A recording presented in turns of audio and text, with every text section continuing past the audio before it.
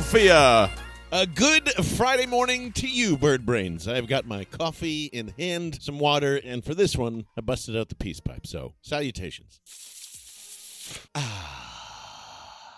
There we are. And now, peacefully, I must say, I think all of these issues, or most of these issues, that we continuously talk about, whether that's like the injuries, the corner issue, inconsistent offense, you name it, they got it, right?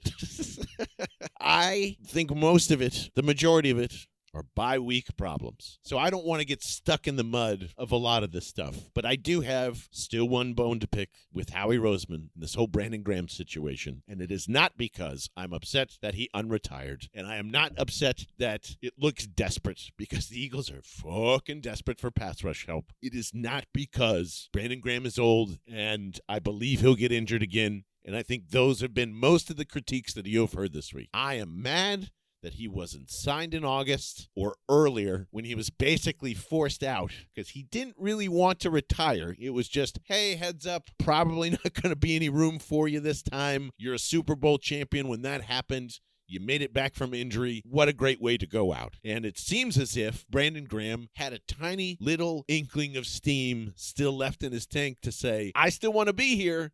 And if you want me, I'm here. Please don't make me go sell spiked iced teas and my media career. I'm not ready for the full Jason Kelce effect. And he kind of was pushed out. He was pushed out. And was that all worth it for having Azeez down for 4 weeks, up for 2 weeks, looking really good, now back on the injury report? Was it really worth the Zadarius Smith signing that you waited a week for and then only got 2 weeks of him? And granted, I love the signing. No one expected, including me or you, that he would just up and quit after that, which gave me the willies and made me say some silly things, and that's all on the record. So is that all worth it for more Patrick Johnson snaps? Are you so sure that Uche holds up to support Nolan Smith? And it was a humongous bet that Nolan Smith was going to be fine and there was going to be somebody to replace him to manage this pass rush situation. And still zip, you still need Brandon Graham, and I don't care if he only gives you 10 snaps, you absolutely need him. They're desperate. Yes, fucking really desperate.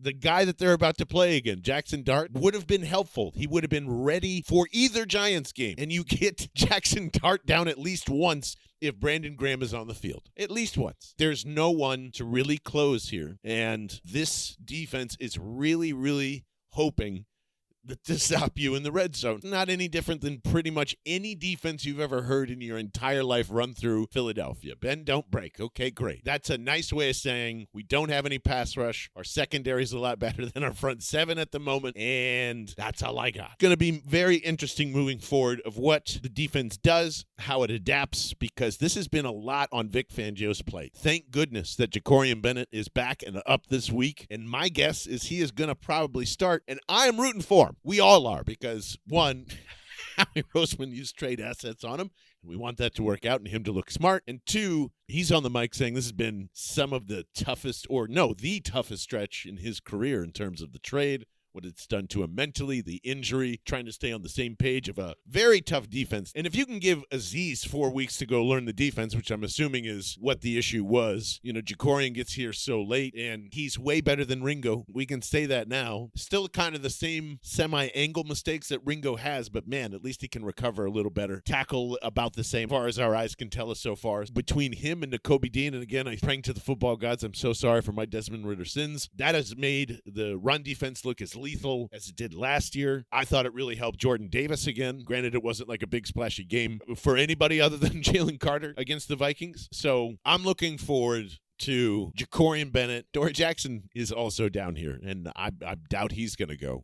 I just picture everyone sitting in the defensive room is just like, well, we could go with Ringo. Jakorian looks like no! Get him back on the practice field immediately. And the Ringo experiment is done. I'm sorry, Ryan. We had all that fun for a week where he looked like he had it together. Now we're screaming for Jakorian Bennett to get back on the field, because there's another thing. I think this is part of the bye week issue, and it looks like me and Zach Berman agree on this, but depending on the matchup, I am still at wherever you're at with CB2. Like, if you ever get in this situation again, later in the season, I still want Cooper DeJean to be ready. And this is not just because of the Justin Jefferson stop that all mesmerized us, but yeah, that's part of the reason, and I've been screaming about it since training camp. And I've had two different thoughts on Cooper DeJean, because early on in training camp, it was heavy safety work for him. And obviously, since he's been drafted, I go, boom, I think that's one of his natural positions. Be really interesting to see him and Makuba next year in 2026 if they can ever figure out slot. And in the same breath of that training camp, you see that he has CB2 in base, and you start to see why. And I'm just saying, I understand his value in the slot. And yes, shut up when it comes to that, oh, you can't take him out of the slot. Yes, you can, depending on the matchup. Like, if there is a dog shit wide receiver 3 or tight end that is consistently in the slot, I think he's kind of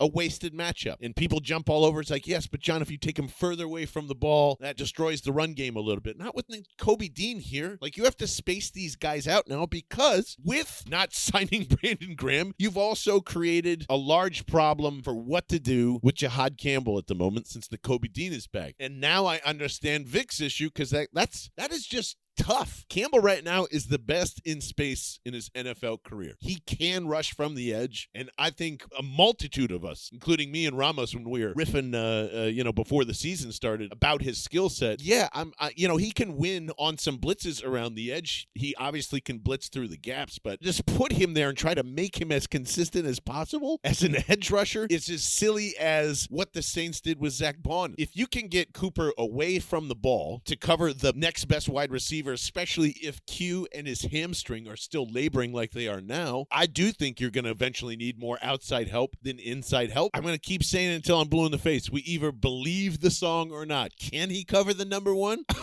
or is he just a safety? I'm not suggesting that he stays out there even the majority of this year. But I could see where him and Q are playing on the outside next year if you find a slot corner somewhere in next year's draft, free agency. I do believe his best asset is wherever you need to put him, and he could eventually just be a matchup-based corner where he's covering the second best wide receiver no matter what. And if that second best wide receiver is coming out of the slot, he's in the slot. If it's Nakua, he's still staying in the slot. But anybody outside of those guys, I'd really love to see somebody else in the slot next year that's just strong there. Doesn't have to be Cooper DeJean strong, but just strong in the slot, so you got Coop and Q on the outside. I think it would be really badass in the near future. Until then, I genuinely hope that A.J. Brown is okay. I really do. It's whatever about the drama. If it affects the team, we'll all care. And as long as he's scoring touchdowns and feeling remotely happy on the sideline about those touchdowns, even though he's yelling dragon's breath bullshit into the air about why the fuck you throwing to me now and all this other stuff, I welcome it. I welcome it all. I welcome it all. And I need you to go check this box against the Giants. Don't embarrass yourselves, and I don't think you will. I'm going to actually pretend like you can blow this team out again, and I'm going to say Birds 27, Giants 10. That's my version of a blowout. All right, fine, 24-17. 24-17 Birds. Get to the bye week, and let's get that ecstasy of gold cooking for those disgusting Green Bay Packers. I'll see you on Sunday in Scranton with Stan. Okay, go Birds. Bye.